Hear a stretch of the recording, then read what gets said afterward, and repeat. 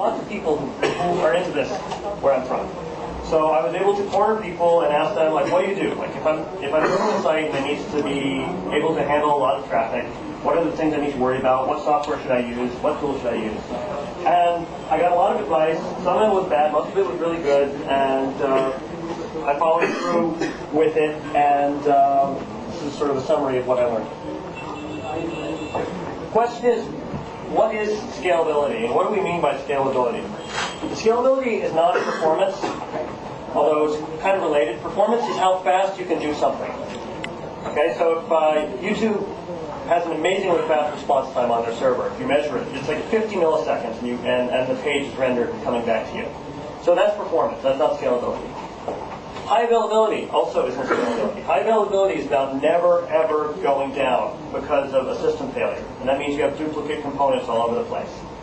Our system is kind of like that, in that we have a lot of duplicate components, and it's somewhat highly available, but that's not the purpose.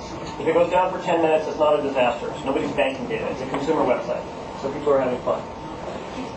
Scalability basically means that you can throw more hardware at the problem, and you'll be able to do more of whatever that stuff is you're doing. Maybe you're serving web pages, maybe you're processing files, maybe you're pulling data from the database. But you won't have to re-architect everything just because you get 2 times as much work to do, or 10 times as much work to do, or 1,000 times as much work to do. You should be able to just buy more computers, set them up, add them to your existing setup, and then you can do more than you could before.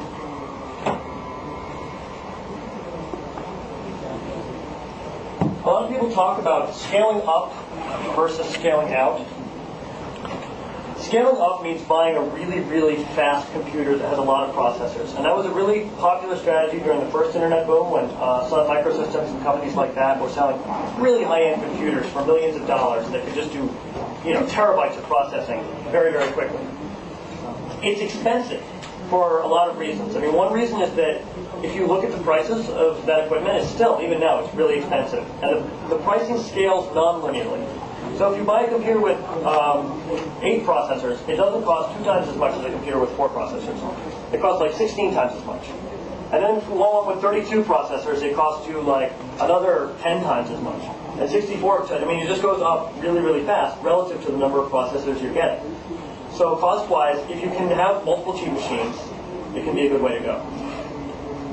The other thing is that at least some people feel that modern operating systems don't really do justice to the task of serving web pages.